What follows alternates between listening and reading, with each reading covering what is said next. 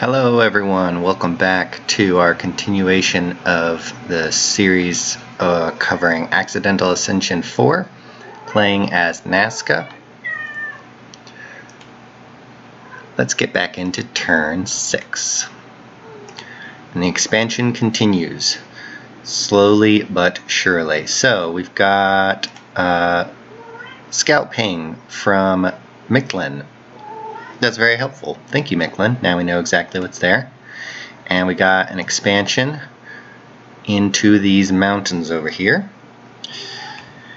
And we've got Wolf Tribe in greater numbers will potentially be annoying. The archers shouldn't be a problem. As long as we pull off that attack rear like so. These guys are getting really dicey, but we got their commanders, so it's good. We still lost 3 Hatun Runa. It's alright, they're just slaves. Don't say this at home, kids. Alright, we see Sarmatia. And we're going to want to take as much territory as we can before we're out of luck. But we are kind of pushing it pretty close because that's his cap right there. So I doubt we'll be able to even reasonably get both of these, especially this one, heavy cavalry and such. But we can take that one easily enough. And I believe in Discord I mentioned that it is so, and then we sort of pull back, even though we could probably hop over and take that as well. That would definitely be basically declaring war on him. So I think we cut it here and then move further south. That's pretty good still. At least we've secured this area from expansion south by one of our neighbors. We already see Pythium is moving out this way. He might just be clearing his cap circle though. That'll be Pythium right there. And of course Mictlin we see here. Since it's only a scout, we're not going to see if he has an army in that province, but he did ping it. So we're going to have to keep an eye on that and see if he takes it next turn. So we're just waiting in there because that'll decide whether or not we move in there or sort of like what our next phase of expansion is. So we're going to get Conjuration 3 next turn. And then we're going, as you see, to Enchantment 5. Enchantment will get us Horde of Skeletons. What else will it get us? The wards if we need those. I don't think we'll need them. Eyes of God, but I doubt we'll use that. Can't use Foul Vapors. Yeah, basically just Horde of Skeletons is what we're going for. So that's current strategy. Just truck on up to that. And we got a pretty decent number of slave catchers now. And we're gonna get some more and another scout and just pump out as many of the axemen as we can to keep building that up. Palisade still going up, and we're already getting just some extra dudes to flesh out our armies here. Let's see, not bidding on mercs, and so yeah, just slow going. Slow going. This is a wolf tribe also. Wolf tribe, because our guys are so unarmored, can be annoying, but only in certain circumstances. Alright, let's move on. Turn 7.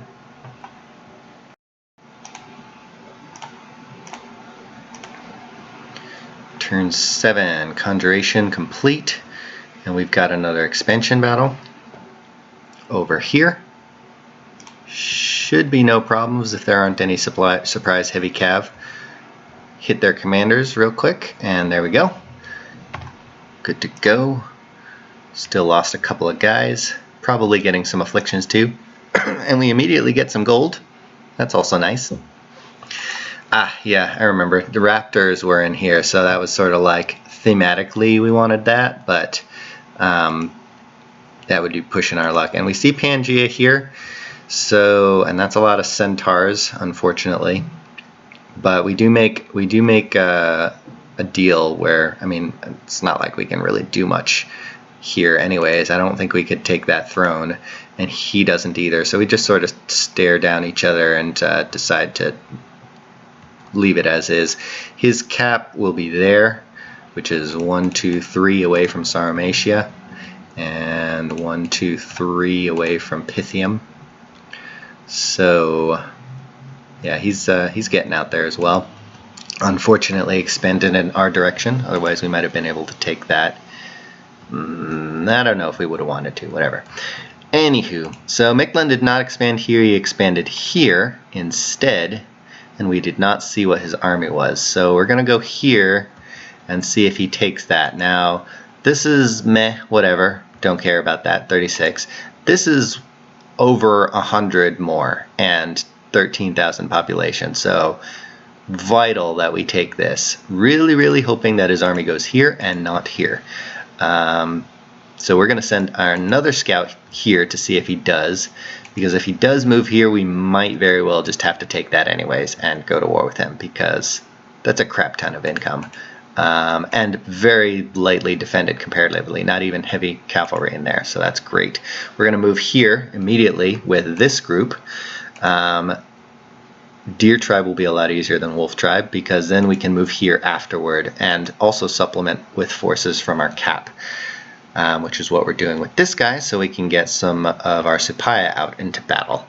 In addition to that, since we know Pythium is here, we also want to push and take this, because that will be a pretty good chokehold, and it's a lot easier to reach than that one for both of us. If we take this, then it's a chokehold for him. He has to go through here in order to get to my palisade here. If he takes this, don't care, because there's rivers, so it should be fine. So yeah, we're sending second expansion force here, and if successful, this will have been our first turn double expand. Woohoo! Turn 7. How many provinces are we at, by the way? 1, 2, 3, 4, 5, 6, 7. Wow, okay. Well, barely breaking even. Not super great. And obviously our cap circle is far from cleared because of all these barbarians and lizard men. So yeah. So. What else? Yeah, we're getting mercs in 91. 91 is... no, land 27.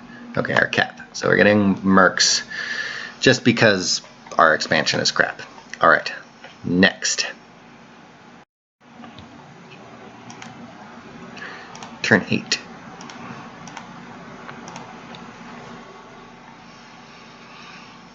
Okay, so it looks like Mictlan expanded into the not a province we wanted, which is great. Let's see what he's got. He's got warriors with slings, and a wounded jaguar, crippled jaguar warrior, and his prophet. All right. Now the thing is with Mictlan is that his pretender, his random pretender, was imprisoned. So that is also a factor in determining whether or not it's a good idea to go up against Mictlan, because right now his bless on all his jaguar warriors, of which I only see one crippled one right here, is decay weapons, cold resist, and +1 HP. So very doable if we decide to do that. Plus he loses the jaguar warrior and 8 warriors, so that expansion force is probably kaput, may not be able to take another province. Meanwhile, we go into the forest, and there are a lot more wolf tribe here than last time. And furthermore, we do not snipe his commanders because he's got the barbarian chieftain there, and we only wipe his archers, and then these guys stab us to death, and we retreat. We do not get that province, and we lose a bunch of slaves, these guys who we didn't like anyways, and yeah, and we only got their archers, 1 of the shamans, and only 5 of the actual things we needed to worry about, of which there are still almost 30 more, almost 40 more. So not great. And then also we lose 5 more to retreats. So awesome, awesome possum. No double expand for us this turn. Here we are infinitely more successful against infinitely fewer guys. And we lose many less. We get a free temple though, so yay. Here, where we don't really care, but our Dominion is really crap, so yeah, and because of our bad expansion, our income is also generally speaking crap. What else are we doing? We are saving up some gold, so that's not terrible. We do need to lab and temple this province so we can get more mages out of here eventually.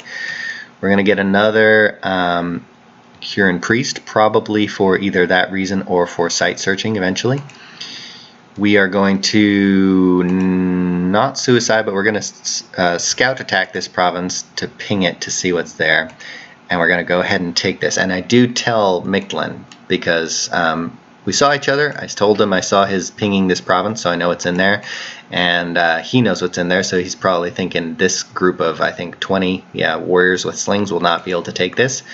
And I think that I can, because I've got semi-decent expansion force, and it wasn't that many guys. So I tell him I'm going for this province, and luckily for me, he does not know how much it's worth, because I certainly do, and I want it.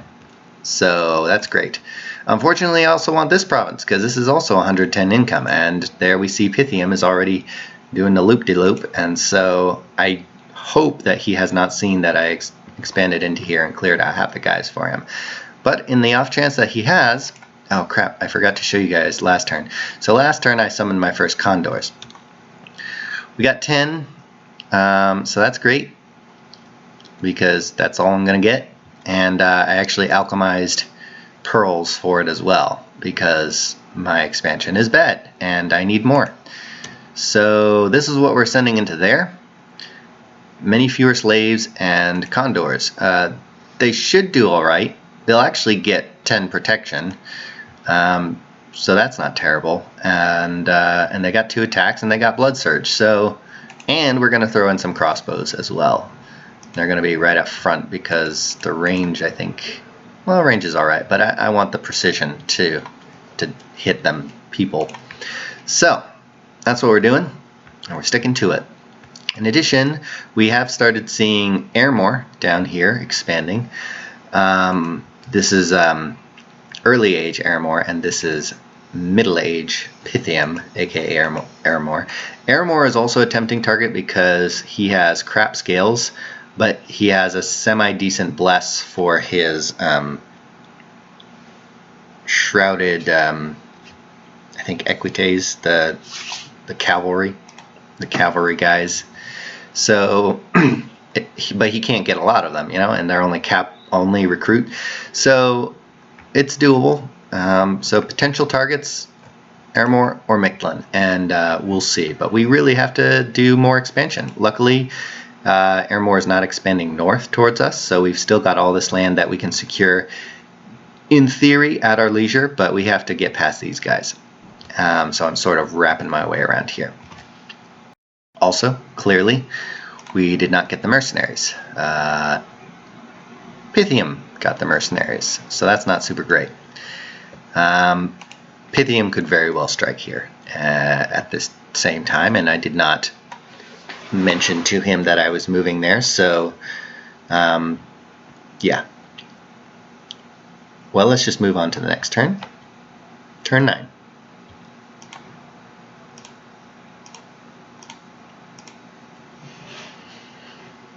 And move there he did. So we bumped. I lost 4 condors in the attack because, again, wolf tribe. So they are quite slashy. We hit them with crossbow bolts a couple times. And we do snipe their commanders, but in the retreat they still manage to do something to us. Plus the crossbows start shooting into our own faces as well. So that's unfortunate. So we are slightly reduced in capacity when the Pythium army hits. And there are the archers in white, and also these guys, who are also mercs, who he got. So generally not a good time for us, but if he had only had these guys, might have been able to do something. But as you see, they also chop through my burbs pretty easily. So I die, they lose, and I get a free Malky out of it, so that's not terrible. And my Huron Priest escapes. So my first batch of Condors has lasted 1 turn and failed at expanding. So not a super good showing for them. If you didn't know any better, you'd think that they'd suck. But this is not your typical build for Nazca. So yeah, don't expect this to be the end-all be-all. However, in the meantime, we pinged this province, so we got to see what's here. Lots of heavy cav, way out of our league. And then here, we took this province, thankfully, rather easily. Again, 3 commanders in the back, we hit them, and that's that. And we lose 3 Hatum Runa. Palisade is complete here, so that's not terrible. At least we can expect Pythium won't push any further. This river should also block him. However, our Dominion is actually spread here, so in theory, during the winter, because we have cold Dominion, this could freeze over and he could move here. But if he knows better, then he will not, because this is my cap circle, and that will make me very grumpy and go to war with him, even though I'm not much in a position to do so. And he's actually sort of strong. He also got an imprisoned pretender, but Pythium don't need noblesse, so yeah. We've got here Crystal Amazons. This is actually fantastic. And these guys, by the way, are going to have Lizard Shaman, so that is also fantastic, because this will get us non-heretical nature, if you know what I mean, because we got these guys here who are heretics, and communion slaves too, so they can fit right into our communion. But these guys will get us more air, site searching and such, so that's fantastic. Plus sacreds, the flying sacreds, super duper, want that. The income is meh, but oh well, we got this, so we are actually not doing half bad. We're not doing half bad enough to even get our first Royal Malky. Just straight up getting a Royal Malky, and we're going to use him to site search. And then once he site searched the crap out of all these places, we're going to go ahead and sit him in our cap and Supaya summon again. So, not bad, not terrible. We really can't spend our gold efficiently, because we could be getting these guys, but they're slow to recruit. We haven't put down a temple or a lab in here, even though we could have with him this turn, I suppose. But I think we need more commanders in order to lead all of these slaves around. So we're going to do that instead. We are not quite building our palisade to a fort yet, but that'll be next. What else are we doing? Oh yeah, we're moving, so we're taking a break. We're moving all of our slaves to here, because that way we don't kill off our population, our capital. We kill off this population instead, which is also a pretty great problem. You know, generally speaking, we've actually not done that bad. If we also got this, which had an arena, so that's why I had such great income. If we had also gotten this instead of failing out with 2 expansion attempts, we would be in really decent shape. That's 3 really high up value provinces here, and relatively unhampered expansion south as well. We can take pretty much all of this without much competition from what I see of Airmore. And then we can probably think about going into a war early on. Let's check real quick. So we're not getting any mercs. Enchantment is still going along, but we haven't really been recruiting mages, and the mages we have been using have immediately been going into expansion. So research is slow. But I think we're going to hold off on those condors for now, because at 1 gem income per turn, it's basically 9 turns for 10 condors. and you saw how well they did with our current bless. So not super worth it until we can site search and get more air sites. Alright, turn 10. We'll do one more turn after this and call it a vid. Still losing crippled units. Our battle against the Amazons. Okay, so these guys were set to fire, which is actually not terrible, except for that.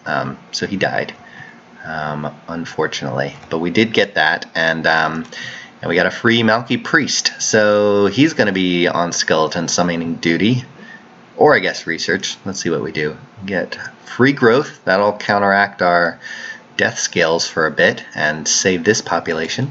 So not terrible.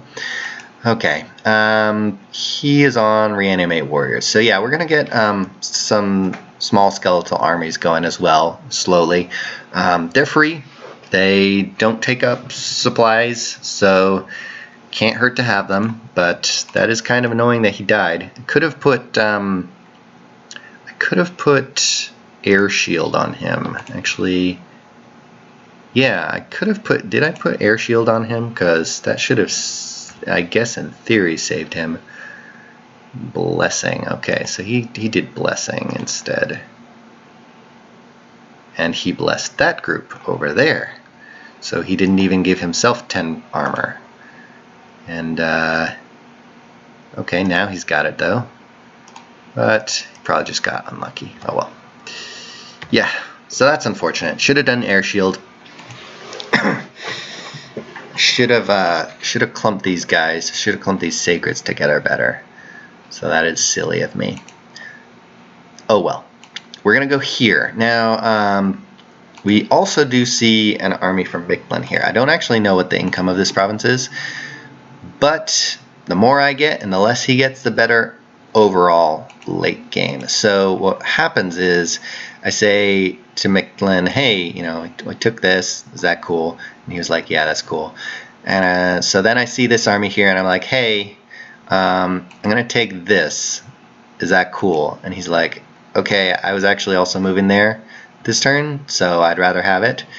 And I was like, yeah, but I'd rather have it. And so we sort of talk past each other for a bit until I'm like, hey, look, why don't we just like fight over it, but not fight over it like officially, and see who wins, and then just call it a bump and not call it a war. Like, even though we see that it's going to be a bump, it's like an intentional bump, just sort of like measuring dick sizes to see who wins.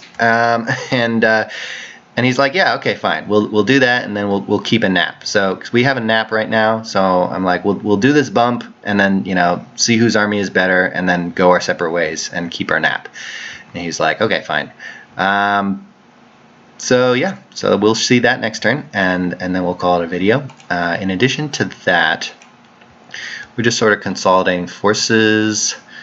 Don't have enough money, to get, okay, so we're getting our first Inca. Incas are going to be good for just in general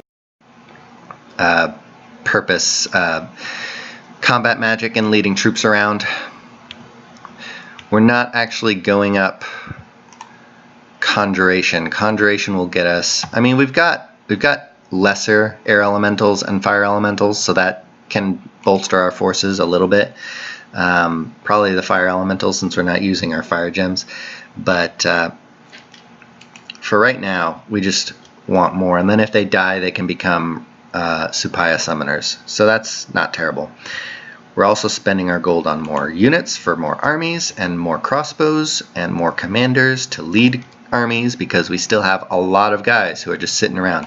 We also decided to get archers, and the archers are actually for these guys, these lightly armored guys that we would rather shoot than hit with axes, because then they can hit us back if we hit them with axes, whereas they can't hit us back if we shoot them with arrows.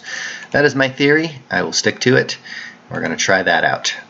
You can actually spam archers pretty reliably. They're as cheap as these axemen, and we have the gold for it, but that is sort of slowing down our upgrading this to a fort. as well as putting a lab and a temple in here. Now we're going to move these guys here. We want these guys here for just a little bit extra fort defense in case Pythium decides to make moves. But yeah.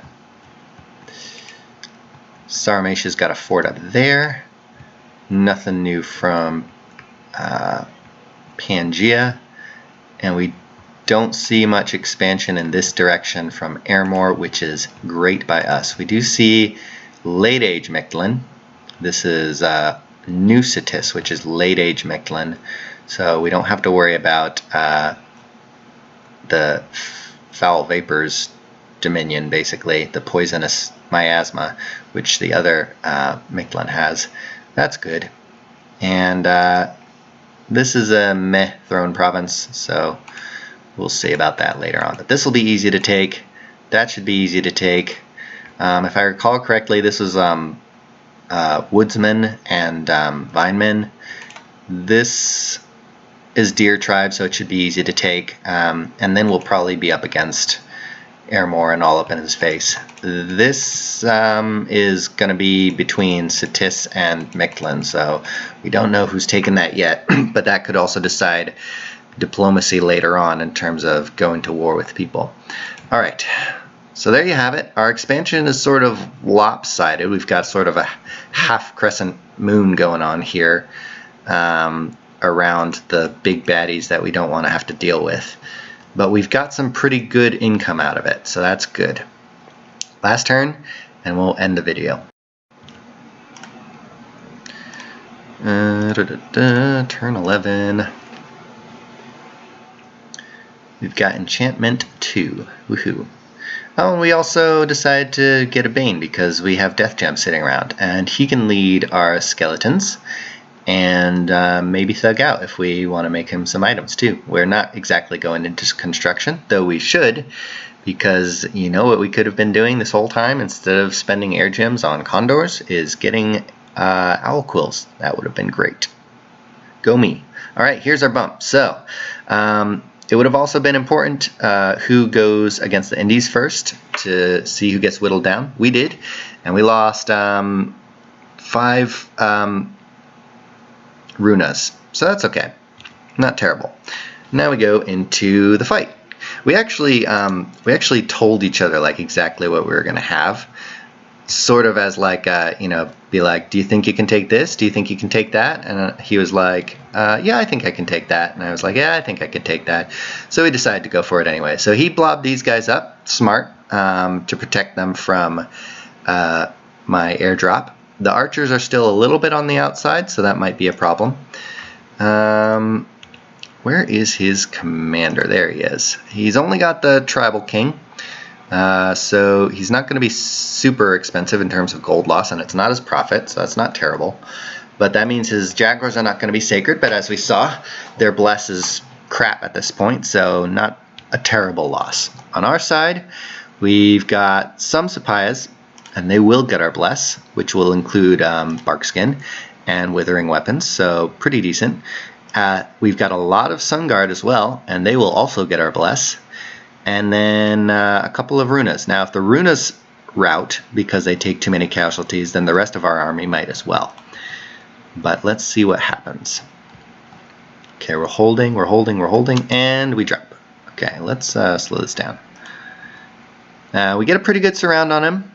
He's not going to be able to shoot a lot of missiles at us, which would do a lot of damage. We've even got some guys in the middle of his forces here. And I think we've done a pretty good alpha strike. We've whittled down him pretty strongly. We've missed his commander entirely, though, so that's a little silly of us. But it's okay. It looks like we're not doing terribly. And I think we've got a route. Not yet. Some of them have.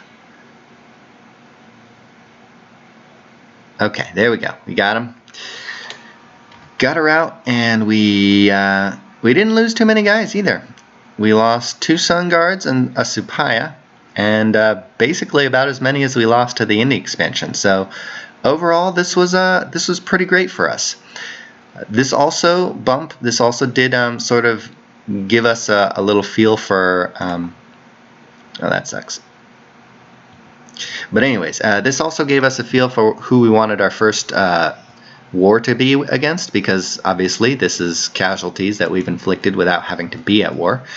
So we know what he's lost.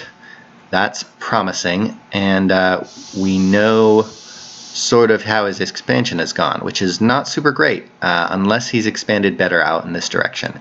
There's barbarians here which are holding him back, and I don't know how far north he's gone as well, but I believe Utgard will be here somewhere, which GC was having to deal with. So Mictlan was a potential target, and Airmore is a potential target. We're going to continue expanding south into these lands. This is an important development because we've seen that he has moved here and taken this province, so he knows that there's like 10 heavy cav here that he could probably take. So we're going to move here immediately. I don't think we tell him that we're doing so. He also does not have an army here, but he does have an army here, which could potentially move here. So we are also dropping a whole lot of guys here as well.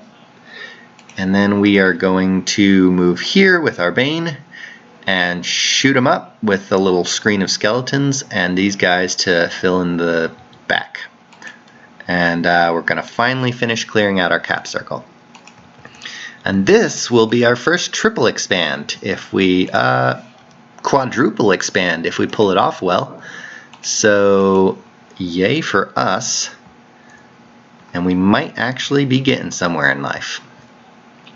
So that's how this turn has gone, and these turns. Our expansion is picking back up again. Got some very nice gold provinces. Missed out on that, but that's all right. And our expansion is not 100% terrible anymore. Now we're thinking about who we'll pick on for our first war. Thank you for watching. See you guys later.